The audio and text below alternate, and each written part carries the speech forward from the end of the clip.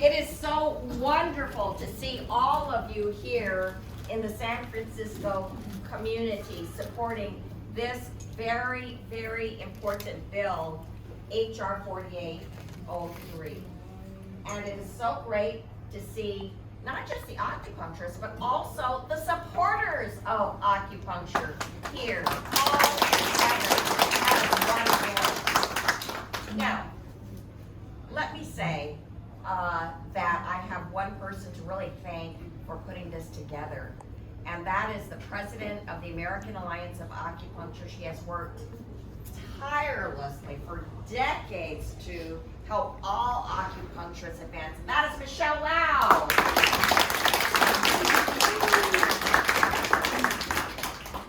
Well, we have been through many battles together.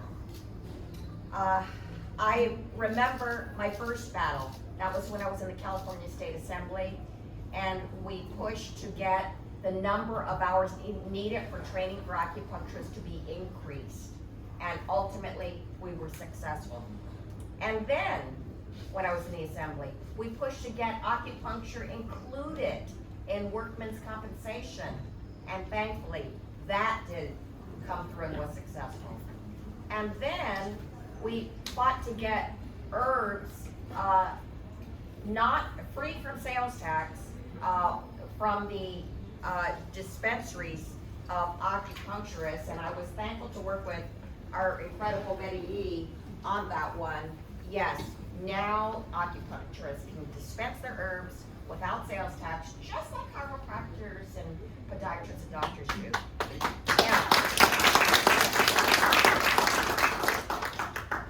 And so, I have seen firsthand how challenging it has been to get the medical establishment to support the expansion of acupuncture. And that is why the Center for Medicare and Medicaid Services announcement in January 2020 was so historic. CMS is the entity that has power over all the financial decisions of our federal medical system here. And CMS then announced that it would, for the first time ever, be covering acupuncture for Medicare patients with chronic lower back pain. That was an incredible step forward. CMS is the gold standard for medical coverage in this country, so it's significant for CMS to officially acknowledge that acupuncture can provide substantial relief for something as common as chronic lower back pain.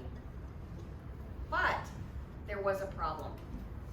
CMS went as far as they could under the law, but acupuncturists are still not considered providers under Medicare. So they cannot be reimbursed for seeing Medicare patients, and that's not right. It is a huge problem, in fact, because as all of you acupuncturists know too well, the need for acupuncture does not go away when you turn 65, and you need acupuncture done by those who are the experts in the field. And in fact, if anything, when you are over 65, you need more acupuncture for conditions such as pain and arthritis. But here's the thing, in order to make acupuncturists providers under Medicare, it has to be an act of Congress. And that is why we are pushing for HR 4803.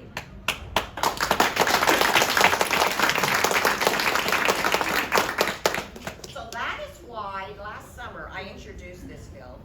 My bill would add licensed acupuncturists to the Medicare program as providers, ensuring that they will be able to practice acupuncture independently like any other provider.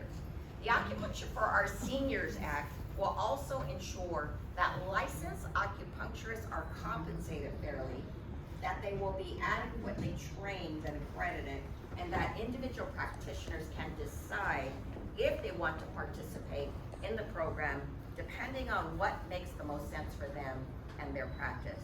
My bill will also build on the CMS decision to ensure that all acupuncture patients have the ability to seek acupuncture treatment for their pain rather than resorting to harmful addictive drugs like opioids or surgical interventions that could have unintended consequences.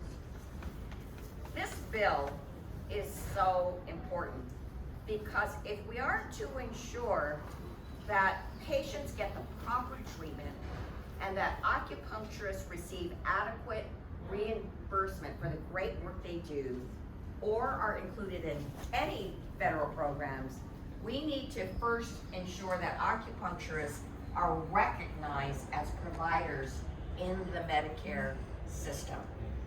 Without this step, Medicare will be covering acupuncture, but not acupuncturists.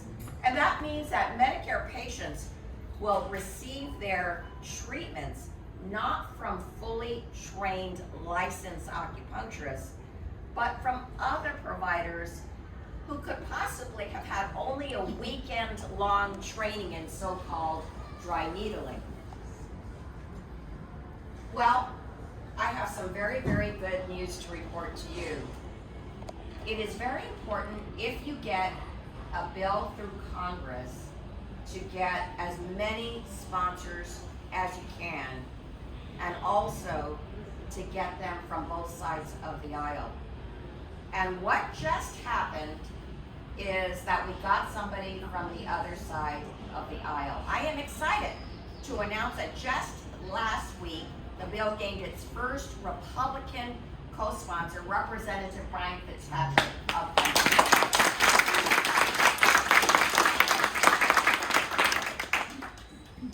So, with having the bill be bipartisan, it gives it greater strength to be supported as it goes through Congress.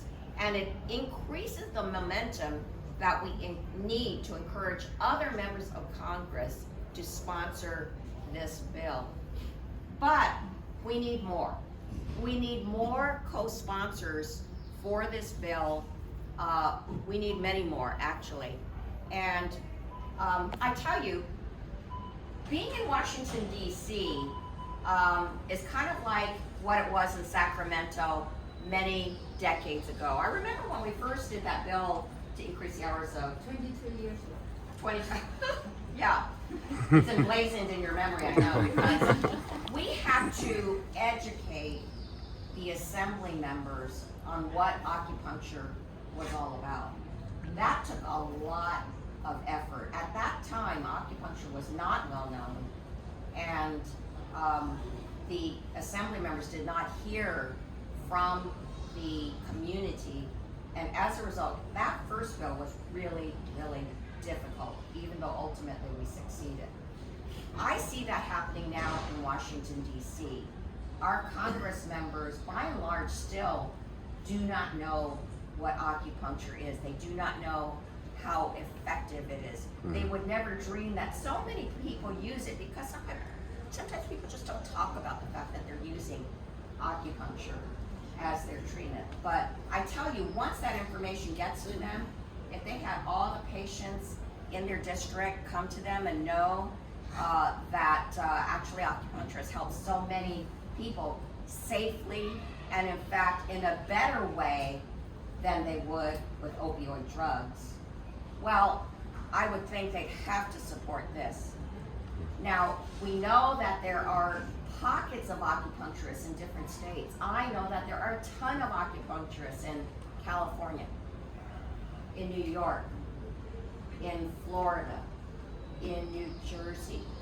And we should be having the Congress members from those areas co-sponsoring this bill. There is no reason for them not to co-sponsor the bill. But what it does take is advocacy. It takes you to go and meet with them and say, this is very important to us. We are your constituents, and we need you to co-sponsor this bill. So the more that we have, the better the chance for success for this bill.